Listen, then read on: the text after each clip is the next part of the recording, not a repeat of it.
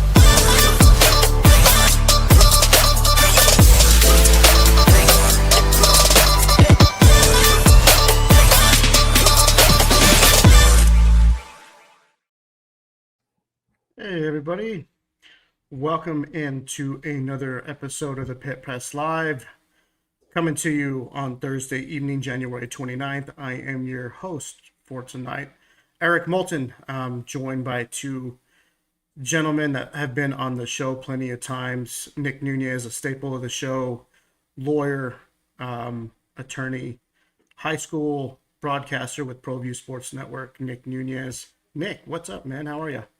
Eric, Rick, good to be with you guys both, man. Excited to break down UNM's win over UNLV, a beatdown on Tuesday.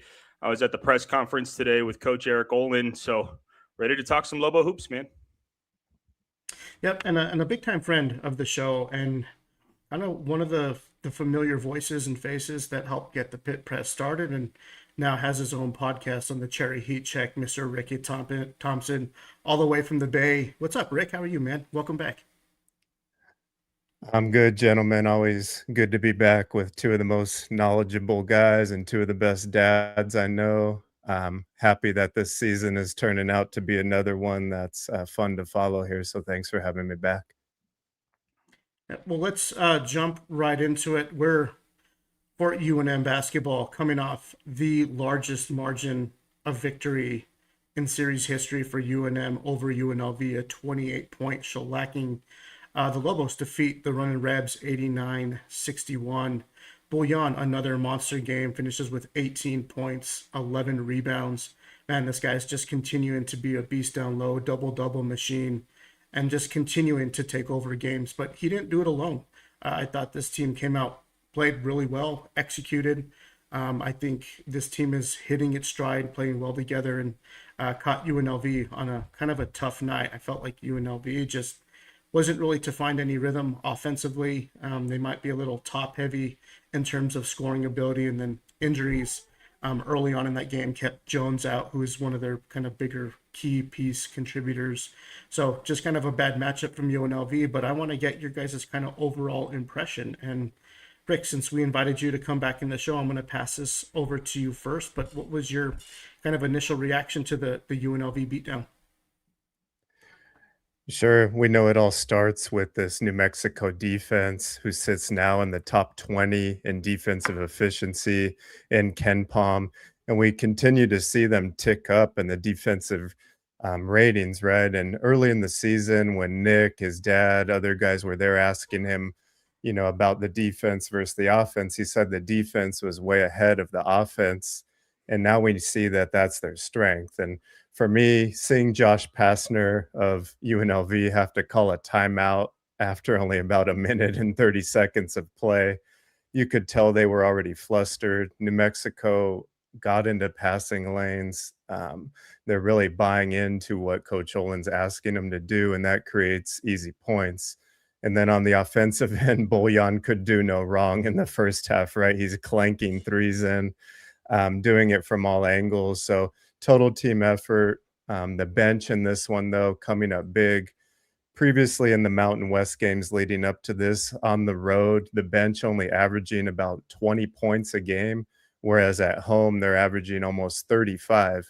In this game, I think they had 36 or 37. Of course, Tenet and Rock coming up big. So they need the bench to deliver down the stretch on the road, and I think that was a big part in this one.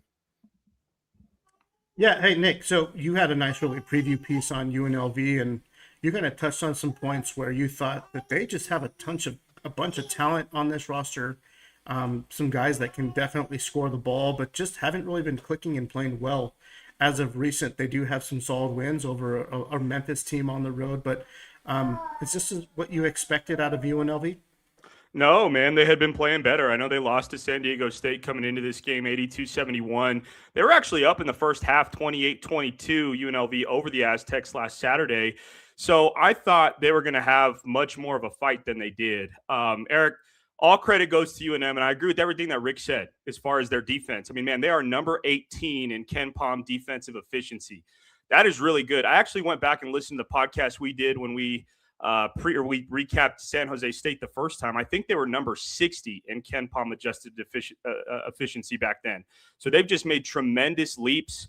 You guys remember when, teams were giving the Lobos problems shooting threes and we just weren't getting out on people? I mean, we haven't really had that problem, right? Like since San Jose State, I think the only team to shoot over 40% on the Lobos from three is San Diego State. And they didn't shoot that many when we lost to the Aztecs at Viejas. So I just think this team has made tremendous strides defensively. And the other thing that stuck out to me, Eric, UNLV was god-awful in this game. I mean, just awful. I think we tweeted out that, they were trying to get the back cut, and they were just throwing so many careless passes, man. Some of these, to me, UNM's defensive pressure, I think, forces people to do things that are uncharacteristic, but they were throwing back cuts right to UNM's defense. I mean, how many just passes right thrown to Luke Hobbs, Dayton Albury? I'll have to look at the box score to see who all got a steal, but UNM, I think, had 7 steals in the first half. And so UNLV just gave a lot of balls away. It led to a lot of transition for the Lobos. Eric, I think 21 assists for UNM, which was a team high against Division I opponents. I think they had over 21 against New Mexico Highlands. But it just looked like a pickup game, man. They would get the steal, they'd run out. UNLV was slow getting back on defense so many times. So an all-around beatdown of the Rebels, really was. Yeah, UNM, again, I want to really focus on the defense here. And Rick, I want to get your take on it. But UNM total, they end up forcing 16 total turnovers against the running Rebs. But I felt like defensively, they were just locked in, right? Like they really kind of overall throughout the season have done a really good job of packing the paint. And then Nick did touch on it earlier where they've kind of allowed some three-point shooting teams to kind of convert a lot of those. But UNLV wasn't really able to do both. They kind of just threw them out of that offensive rhythm. And so here was a key statistic that I was able to find courtesy of Steve Kirkland, UNM Basketball SID. UNLV did not have a double-figure score in this game, marking the third time this season UNM did not allow a double-figure score in the game. The other two, New Mexico Highlands, Florida Gulf Coast. So just think of the talent on those two teams. UNLV far surpasses the talent and expectations. I mean, what did you kind of see defensively from this team that maybe might kind of be the obvious strength for this team? Well, I think it kind of starts with the help side and understanding where their teammates are and how they can be in that help side position. But then I think also just a lot of deflections, right? How many times in that first half did UNLV, and they looked confused, and someone in the presser today asked, to Coach Olin, what are you doing to confuse teams? And he said, it's not really confusion. It's just the execution that these players are playing with now, right? They've been through so many practices, so many shell drills, so many games now that it's becoming second nature, right? Where they didn't have that early in the year. the chemistry on that side of the ball. And then you throw in the wrinkle when JT Rock comes in the game and they go to that matchup zone, just providing, another look for the offenses. But Nick hit the nail on the head. They've been able to take out, the best scorer for the most part on these other teams. And I think it's just been incredible to watch them improve. But I want to ask you, Eric, what has it been in your eyes that has kind of made them tick up? They sit at number one in the conference in defensive efficiency. What stood out to you? I think, yeah, the overall weak side help and the communication, the rotation of the defense, like defending the ball, not necessarily defending your man, knowing where the shooters are. But as you can see, when they're playing those screens really well, right? So guys are getting picked, but there's always going to be some guy on the weak side willing to jump that screen or at least help out and not allow any penetration. And then the recovery, right? Like there's guys, the whole rotation, even on the far other side of the court, there's guys like watching the ball if they need to slide up because that man slid over to help prevent someone from driving. There's going to be like the next option that's going to be covered. So I think they're making it really hard for these teams to find any sort of rhythm on offense because they're not only taking away their first option, but they're taking away the second and the third. And so it's really hard for these teams to, when they're in an offensive set, to have to go through all the progressions, right? And continue to be effective and get a good shot out of it. And now when you factor in the shot clock, they're kind of up against it and having to force up a lot of shots or maybe take the best shot that they might get. And sometimes that best shot that they get is not a good look. So I think they're really good about that. And then the foul trouble, I think they've been pretty good about staying away from that. I know they get really aggressive, but sometimes they tend to get in trouble. Guys like Albury gets in foul trouble here and there because he's really aggressive and likes to face guard. And then Buljan has also kind of been in some foul trouble lately. But if those guys kind of tone it down, I think they put themselves in a really good spot to see more minutes. But defensively, I also think you can kind of point to the depth of this team. Guys that are coming in off the bench, you're not really seeing a drop off on the defensive side. Rock down low is one of the leading blockers on the team. He's almost averaging 1 or 2 blocks a game, so he's a really good rim defender. So overall, I think that the scheme defensively, I think the execution, these guys are really disciplined on the defensive side, and they have a plan and they execute it really well. So moving over to like the offensive side, right? Like I think offensively, they were able to just execute every time down the floor, really filled it up, shot at a high clip. They jumped out the gate right away, I think they were up 8-2 or maybe 10-2 early on. But Nick, I'm going to hand this one over to you next. Offensively, what did you take away from this game that maybe you thought that they were kind of playing a little bit better all around? Yeah. Well, when they weren't scoring in transition, when UNLV wasn't just throwing them the ball and they were getting wide open breakaway layups, Eric Olin talked about in the postgame radio show with Robert Portnoy and Hunter Green that, on their ball screen, UNLV was staying home on shooters. So they would stick out on Jake Hall. If Albury comes off a Buljan pick, they're not going to help in the paint. And so how many times, Buljan started the game with one of those lobs on a pick and roll from Dayton Albury. I just thought their guards got downhill. Albury got into the paint. Luke Hopt was in double figures, I believe. No, he was not in double figures. He had 6, but he was 3 layups. He just kind of bullied his way to the paint, and there was no help. So I think that made a lot of difference for UNM, and just a great game plan by Coach Olin. And then UNM shoots better in the second half. They finished with 10 made threes. They shot 41% from the three-point line. This is the 4th game in a row for UNM where they've made double-digit three-pointers, courtesy of Steve Kirkland, UNM's SID. So, you scored 89 points, Eric, and I thought they were going to get 100 for sure at some point late in the second half. They kind of took their foot off the gas a little bit and were a little sloppy down the stretch. But, when they weren't getting breakaway layups, I thought the scheme was great. UNM's guards got penetration, and then the Lobos shot the ball better in the second half. Hey, Rick, offensively, I'm going to kind of pose the same question to you. But, what did you see specifically with this team's ability to really convert and be effective in the pick and roll game? I think early on you saw some feeds down low to Buljan, and then Luke Hopt has actually been kind of one of those connector pieces that Olin talks about, being able to execute the pick and roll. If the pick and roll's not there, then he's driving straight to the basket. But they've been really effective at executing on that specific play. But what can you say about those two and that two-man game, but overall just being able to convert offensively? Right. With Buljan, we all know that he scores the ball at a higher rate when he's getting it off of action from another teammate, right? Whether it be rolling all the way, or what all these players on the Lobos do is they slip the pick very well, right? They act like they're going to set the pick and then they just go. And that's where he found a lot of open looks, slipping that pick, offensive rebounds, looks from three, right? We don't usually see him put up those threes. But when he's open, he's showing that he can hit it. So I think for him, it's just getting him in action where he doesn't have to have a guy on his back or have multiple dribbles, because that's not where he's most efficient on offense. And for Luke Hopt, he just does so many things, right?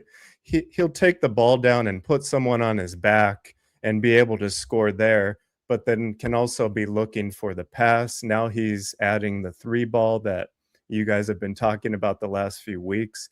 So with Hop's decision making, Olin saying he never wants to take Hopt out of the game, and you see why, right?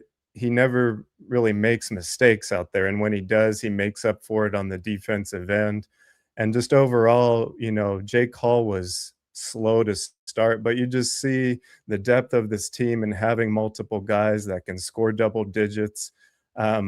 It's just impressive to watch. The one thing for me that's kind of troubling is Antonio Chol, and I know you've beat it to a dead horse on this show, and I have as well on my podcast. But with all his shots coming from three, I think teams know that that's coming now, right? And they can plan on it.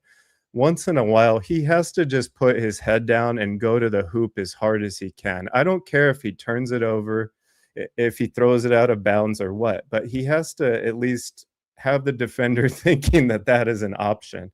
He has counted 2 free throws all of conference play. The Lobos have the lowest free throw rate in conference. And when you get into these close games, like that San Diego State game, you're going to be at the foul line, or you need someone to be there instead of having to shoot that jump shot like Tanette took. And I think Chol, I know that's not his game. Everyone keeps saying that, but he has to just go to the hoop as hard as he can, at least 2 times a game, to free up some space for himself. I see that kind of being him a regression at this point on both sides of the ball. And hopefully Chris Howe can come back to kind of alleviate some of those pains I think they're having with Chol.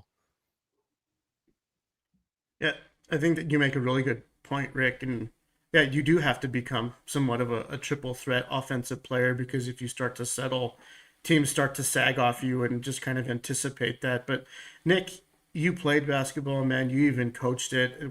We have talked about it a lot on this show. And I think Chol did penetrate once in this game. I think he slipped and ended up turning the ball over. So there is this slight, like, him just maybe being mentally uncomfortable with taking it to the hole. But at the junior college level and some of the highlights that we've seen online, he doesn't look like he would be afraid. But do you think there's some level of timidness there, or is it just kind of him wanting to just settle on the outside? Yeah, I mean, going back to what you said about his highlights from Garden City Community College, I mean, he's a man against boys in those clips, in my opinion. He's superiorly athletic compared to everybody else out there. And, the game has kind of sped up for him a little bit, I think. To me, he looks a little uncomfortable when he's putting the ball on the floor. I think you guys both kind of said that. Like, he hesitates. It's clearly not part of his game. He's on the perimeter and all he wants to do is shoot. Rick already said it. I pulled up his numbers. He's shot 165 attempts on the season this year, and 120 of those are threes. So he wasn't in down the stretch against Nevada. Coach Olin had him and Tajavis Miller on the bench.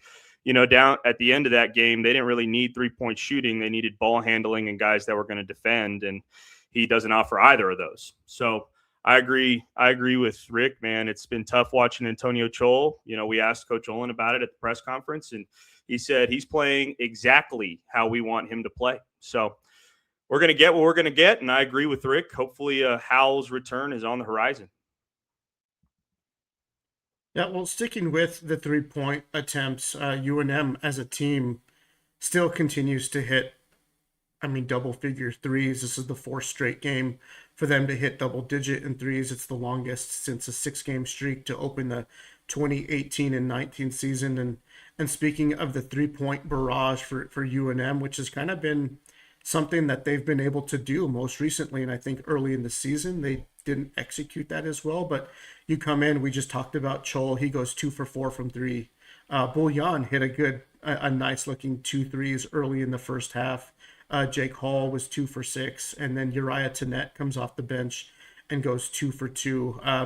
Tameo Pons also hit one late there late in the second half. But what can you guys say, Rick? I'll hand it to you first, but just overall the 3-point barrage and maybe this becoming like a weapon for UNM, maybe something that they don't want to have to too heavily rely on, but something that's very characteristic of the Eric Olin offense. He wants these guys to shoot threes, and he wants to shoot them with early in the shot clock and early at a high clip. So what's your take on the 3-point takes? Right. They're not going to go away. If you look at their shot chart from that game, they only had one shot that fell between the paint or the 3-point line in the mid-range there, and they did make it. But, it starts and ends with Jay Call, the leading 3-point shooter in the conference. Of course, the freshman record holder now at the school. And if you watch what he's doing now, he's one of the smartest off-ball players I've seen in a while, because he's reading defenses kind of like Reggie Miller now, where he can come off a pin down screen. He'll decide whether to flare out, whether to curl. He's also able to do that dribble handoff game now with he and Tenet, right? And they can kind of decide who wants the shot. But Hall just able to also catch and shoot with almost no knee bend or dip in his shot. And that is so hard to do. I haven't seen someone shoot with no bend, like just to catch and shoot like that, maybe since Klay Thompson. So, the variety of threes he takes, and then able to use that when he's going downhill, because they always go for that head fake, just really impressive.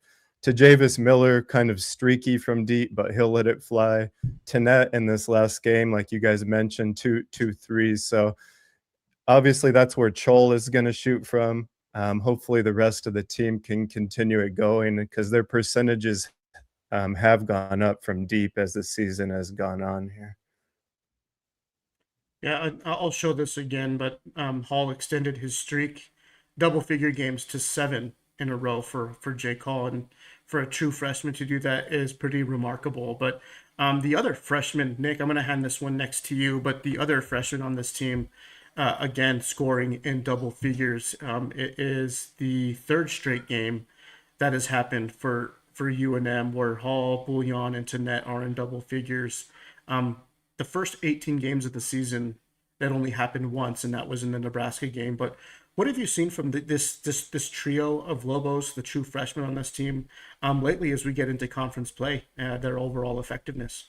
Yeah, they all are established in their roles at this point in the season. I think, Eric, Buljan just finds ways to impact the game, and it's pretty impressive, because this offense is not designed to just feed him the ball in the low post. I think it happens from time to time, depending on what action they're in or what spot they're in on the floor, but rarely do you see Buljan getting his points back to the basket and making post moves on guys. It does happen, but he's setting a lot of ball screens, getting a lot of lobs. But, against UNLV, you saw him make 2 threes. I think he was 2 of 13 from 3 coming into this game. He was dealing with a thumb injury coming into the season, so maybe that's healed, and maybe that becomes a part of his game. We've talked about Uriah Tenet. In the last 4 games, I think the only bad one he's had was at San Diego State. He was 1 for 6, didn't shoot well, but was in double figures against Grand Canyon. He was in double figures against UNLV, double figures against Nevada. Hall, Tenet, and Buljan have been leading us in scoring for like the last 3 or 4 games. We can get the exact stat, but they've all been in double figures the last 3 or 4 games, and they're just so balanced. They make this team so balanced, because if you can count on double figures from them, hopefully you get double figures from Dayton Albury or Antonio Chol. And, they don't have a 17-point per game guy like a Jaden Henley or a Kobe Garland who are about to play. They've got a bunch of guys. Hall is leading them, obviously, and he's their best offensive weapon. When they need a basket, they go to him. But they're just so balanced, Eric. And if they continue to get this balance, they're going to be really tough to beat.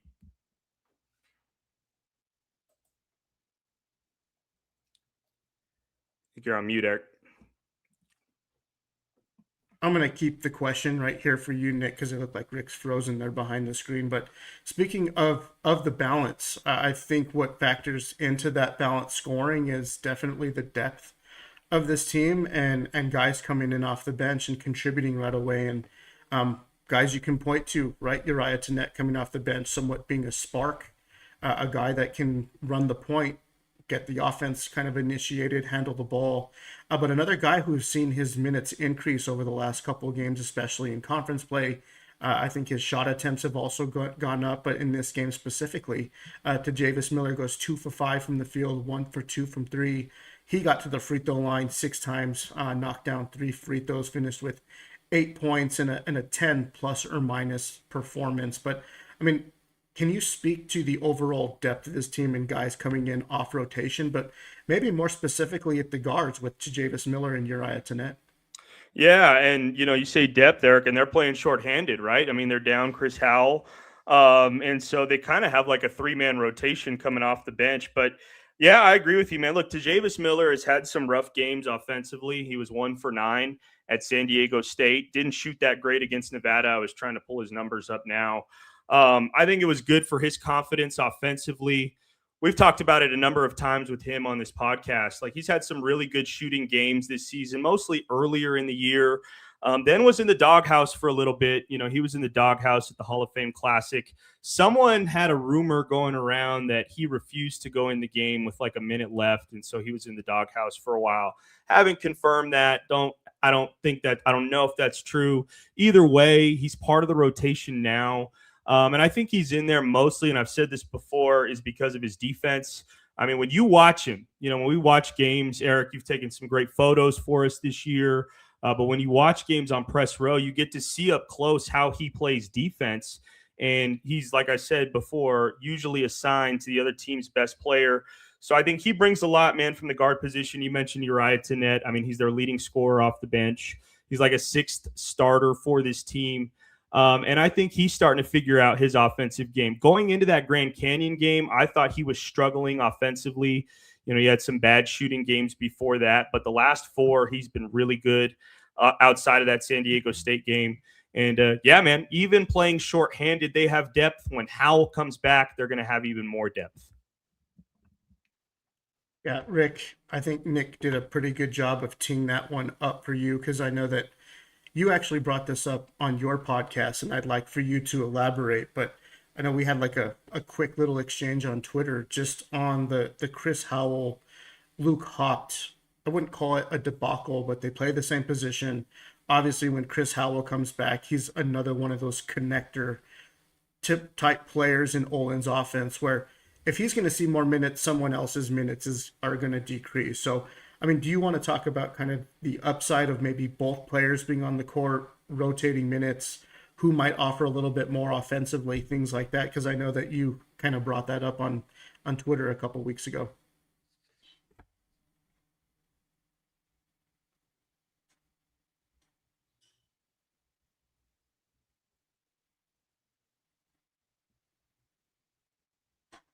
Sure, and stop me if I sound like garbage here.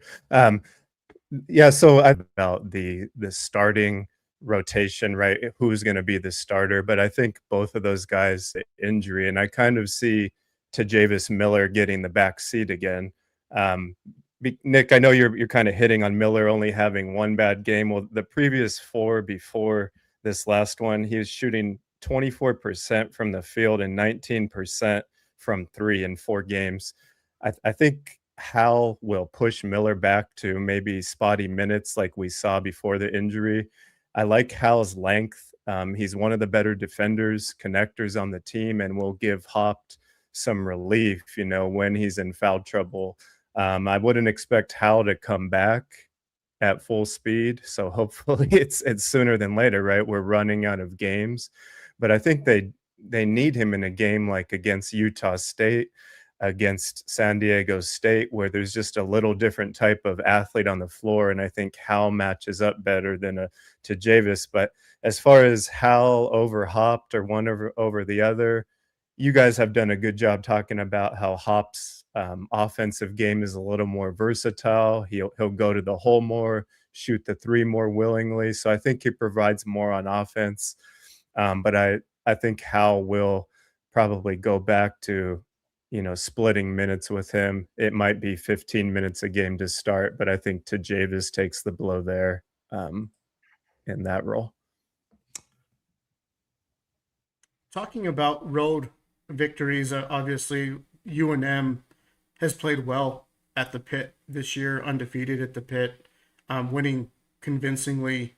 But this was a true road game in conference to a team that, kind of heading into this matchup with UNLV, I felt a little uneasiness just because I knew that UNLV had a lot of talent, highly touted prospects, guys on their team. They had length, they were athletic. So I was like, man, this is kind of one of those spots where past Lobo teams I kind of felt could be in a trap game situation. But they nixed that like almost immediately by jumping out and executing, and they never let up at all. So kind of just Nick handing you this next one, but just kind of speaking of a dominating road win coming down into conference play, what this does to kind of set them up for what looks to be coming down this conference stretch where they still have to play at Utah State, right? They still got to play at Nevada. They travel to San Jose State, where the Lobos have struggled in the past in recent years. But how does a win in Vegas, true road game in conference, dominating fashion, how does this set them up kind of for the future of or I guess the remainder of the season? They're in a great spot, man. They're in a great spot, tied for second at 8-2 in conference. Eric, what I would say about this team, they are so locked in and focused right now. You think about what Eric Olin said today at the press conference. Will Weber of the Santa Fe New Mexican asked him, would you vote your team into the top 25? And he said flat out no, with a straight face, no smirk, no smile. We're not good enough yet. I asked him, do Jake and Tomislav deserve consideration for conference awards? Maybe, but there's still a lot of basketball to be played. So this team is so locked in and focused right now. I think you hit a good point, Eric. Like last year, we go to San Jose State and we wet the bed. This team has not laid an egg. When is the last time this team has laid an egg? Look, the two games that they lost, I didn't think they played bad at San Diego State. They had a bad stretch at the end of the first half. Game didn't go their way. San Diego State made plays. They didn't shoot good at Boise State, that's for sure. But their defense didn't play that bad either. So maybe you could say Boise was a letdown. That was a while ago. But before that, the last time they looked bad was FGCU at home. What I'm saying is this team has just not laid any eggs. They are always ready to play, whether it's in Vegas or in Colorado Springs against Air Force. That could have been a trap game going into GCU, and they obliterated Air Force. So Olin has this team locked in, man. They're focused. They have a Mamba mentality on them right now, and I think they're dangerous, man. I like the way they're playing. Yeah, Rick, I'm going to continue this topic because you tweeted out after the win over UNLV that in past years you thought that maybe the trip out to San Jose State would be a little uneasy, a tough road game for UNM, but you don't feel as nervous as you have in the past. Can you elaborate on maybe your thoughts there, and do you agree with what Nick said? Right. Last year when they lost that game at San Jose, a game I was unfortunately at. Before the game, I was talking with Rocco Miller, who you've had on the show, Nick Urias, who does the broadcasting, and I just said, I feel like the San Jose State team is due. And obviously they got the offensive rebound by Latrell Davis to make that shot and win the game. But I think at that time we had just heard about some of maybe the fighting news that was going on internally within the team, or maybe a couple months after that. And I think with this team, like you're mentioning, they're laser focused with that mentality. And I think Olin's style and the other coaches on the staff, right? You can just see how bought into this they are. I think they're all excited to be at this level with New Mexico, and they're going balls to the wall, and the players, it's rubbing off on them. I don't foresee this team slipping up, whereas times last year, you could just kind of, feel maybe they were going to have a letdown game, and Nick just really laid it out perfectly. This team doesn't seem to have those hiccups. And if they do, they're able to recover from them later in the game. And Coach Olin keeps just elaborating on raising the floor, right? And I think they've done that to a point where I no longer really have fear of blowing these games against lousy teams, because it doesn't matter who they're playing at this point. You get a similar performance for the most part. Yeah, well, I mean, obviously that setting that floor higher, setting the bar higher.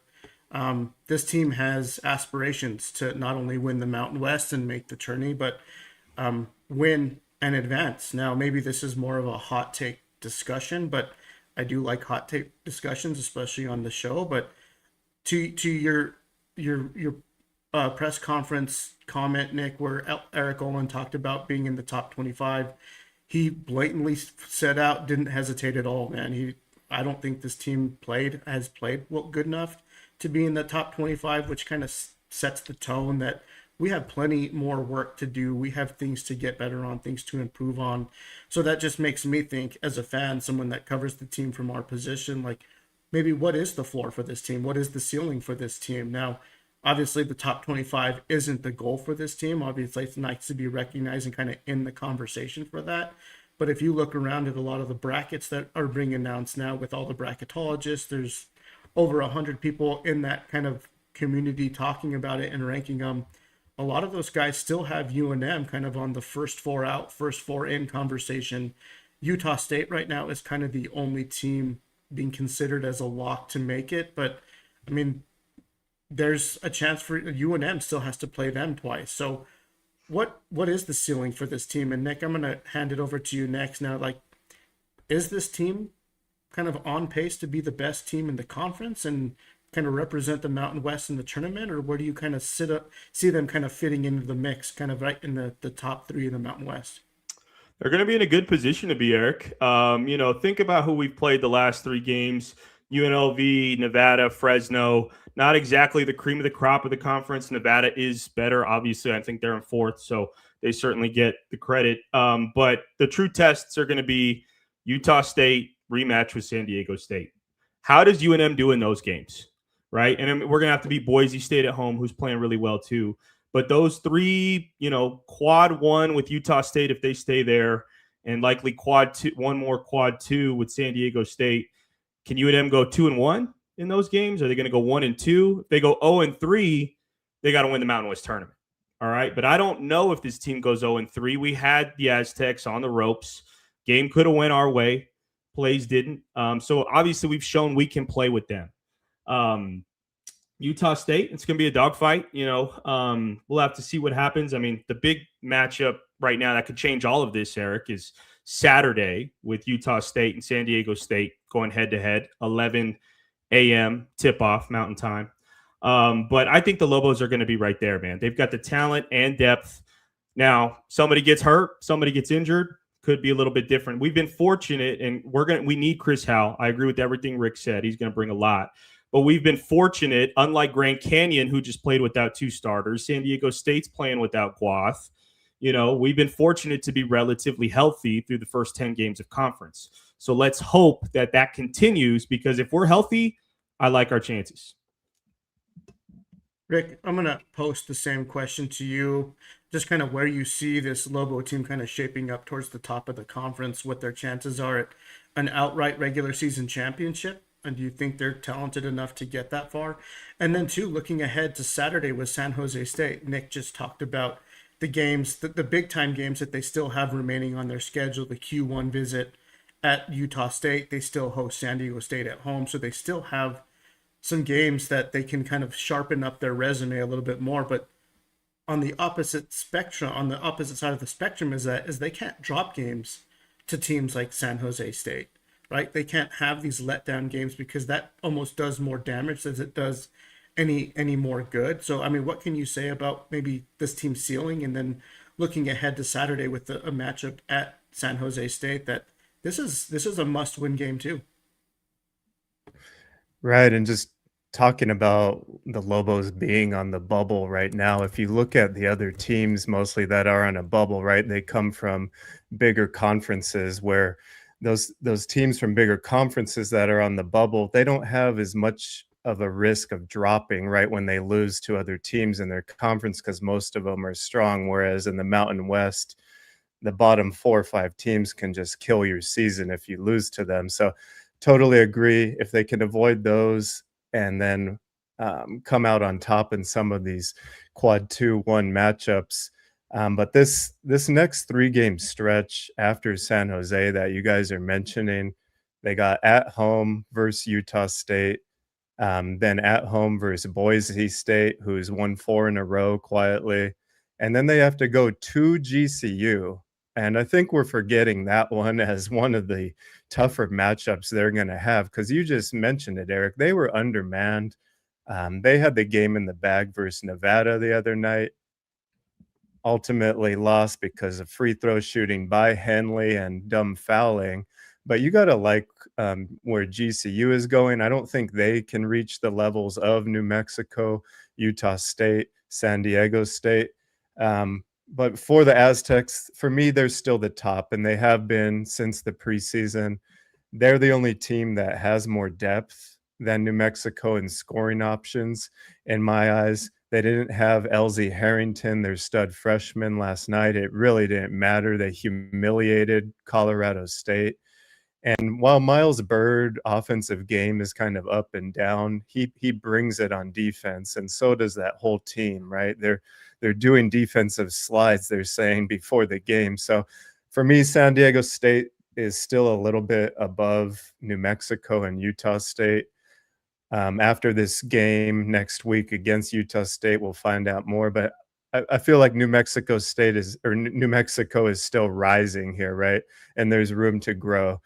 New Mexico State, on the other hand, might be the ones killing our season, as I think they are now outside the top 150 in net, and that is a quad 3 loss for the Lobos. So that being our only blemish, right, that looks really bad to that bubble resume. Hopefully we can make up for it with these opportunities you mentioned, Eric. And I think they have a good shot of winning the conference. I think they could have every good a shot as the other 2 teams up there. Yeah, well, looking ahead to San Jose State, they travel on Saturday. Looks like they got what time is that game at? I just had it pulled up here. Let's get this transition. 7 o'clock Pacific. Yeah, and you will be there, Rick. You and your family are planning to go. Is that right? Yeah, you guys should be able to find me on TV with Kurt Roth and the other 100 Lobo fans. One of the 12 people there. But San Jose State, man, I'm going to hand it over to you guys. I know that they're 6-15 on the year. Lobos have already played them, but looking kind of just at their overall roster, Colby Garland is leading the team at just under 18 points a game. In the last matchup, he finished with 30 or 31 against New Mexico. So Eric Olin did talk about that in his press conference, where he's okay with one of those guys getting that many points, but if they can limit the rest, then they're still in good shape. So he's going to let those top guys get their points, but they're going to restrict the other guys from being any sort of impact on the game. But I don't know if either of you want to take the first question here, or just kind of take the first summary of San Jose State. I don't know a whole lot about them. I just know that they've dealt with a lot of injuries throughout the year, have not been playing really well at all, and they kind of, due to the lack of depth, have fallen apart late in the second half. So they kind of keep it close in the first half, they compete, and then they just kind of wear out there in the second half, and that's when the games kind of widen in terms of the scoring. So I guess, Nick, I'm going to hand it to you first. What do you know about San Jose State?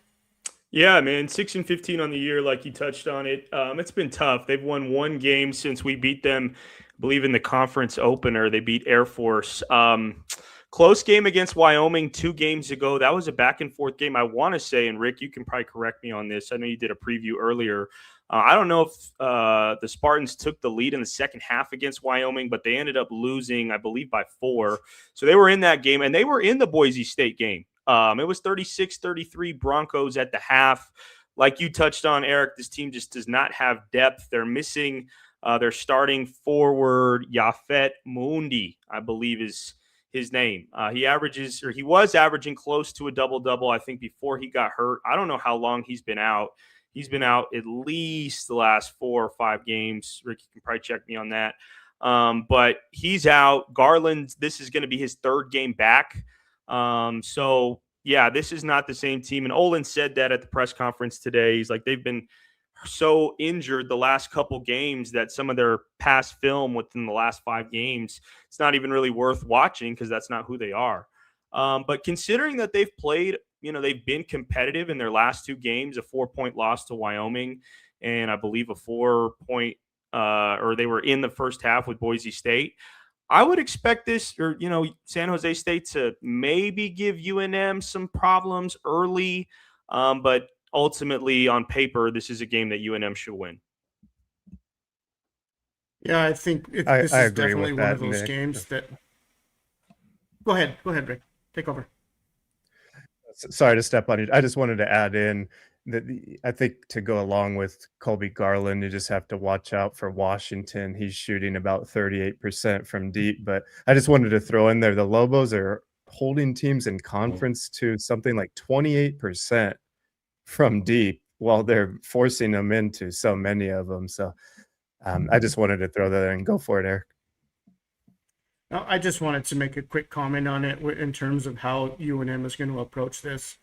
I don't think anything changes for them. I think Eric Olin has them, defensively speaking, playing a disciplined defense and execution. He's talking about guys just knowing where the ball is, knowing how to play the screen, how to play the pick and roll, knowing positions on the floor. And they've been really good about just being disciplined and executing on the defensive side. So that's what you need in these types of games. You can't get away from the game plan. And when things start to slide a little bit, you have to fall back and lean on being able to stay mentally focused and stay locked in defensively. Because I just don't think San Jose State has the weapons offensively to make this a game. But I think UNM wins this pretty handedly with just overall defensive pressure. So, Rick, did you have any other thoughts? I didn't mean to cut you off mid thought there. No, I think we could see a similar routing to what they did to UNLV, but I think surprisingly the Spartans actually might have more composure than the Rebels just by the way Tim Miles coaches. He will have them ready with a good game plan. And like Nick said, they hung with Boise the first probably 30 or 25 minutes of that game before getting the doors blown off. But they will turn the ball over, right? Garland and Washington turn it over more than 2 times a game. Look for the Lobos to pressure them. Tannett and Albury have just been pests at the point of attack on defense. So I think that's where it starts, as we know. And as long as the Lobos are shooting their average from 3, I expect them to win by double digits in this one. Yep, just going to go to some comments in the stream before we end the show, and then I'm going to get your guys' final thoughts, and we'll call it a night. And I apologize if our feed was a little choppy. My internet kind of jumping in and out. But from Eric Markham, I showed this comment earlier. It's going to be fun in the second half of the season to see how good this team will be this year. Lots of opportunities to win it. The Mountain West tournament is going to be a lot of fun too. Go Lobos. And I think we're still trying to attempt to get out to Vegas to cover them if time and work and family and everything like that permits. So from Mike XOM, it'd be great if we look to establish a high-low post with Buljan or Vicentic or Rock down low. I think it would be a wrinkle that would really open our outside shots. I think Eric Olin has been asked that a lot. I think Jeff Grammer talked about that in one of the pressers of getting Rock and Buljan or maybe some of the bigs on the court at the same time.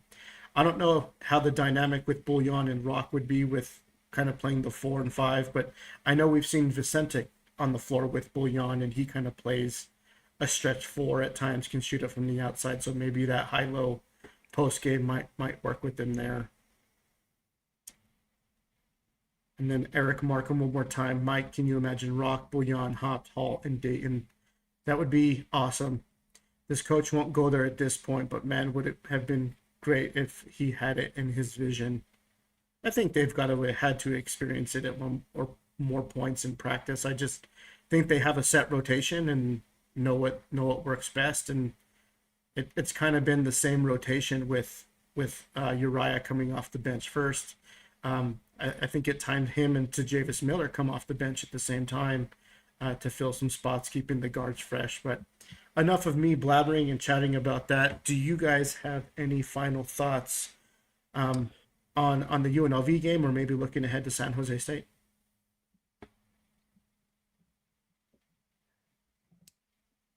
I'll take that as a no. So, my bad. My final thought is my final thought is I think kind of the commenters here, it's fun to think about all these potential lineups and things, but one thing someone wrote to me a few weeks ago, how fun would it be to see this UNM's team play last year's UNM team with Nelly and just the contrasting styles? That would be one hell of a basketball game. And if you would have asked me that in the preseason, I would have said that would have been a blowout for last year's team. And, I was thinking also before the UNLV game, if you were picking like a pickup game and you had the UNLV players and the UNM players out there, and you didn't know what any of them played like, you're probably not picking the UNM players till the second 5, right? And it's just incredible to watch, the beauty of basketball and what Olin is doing with them. So it's just been so different, but so much fun, right? And new to us to watch. And I think it took kind of a learning curve for a lot of us fans to get over, and just to see the support now is fun. So I'm just looking forward to the second half, and thank you guys for having me on the show again. Yeah.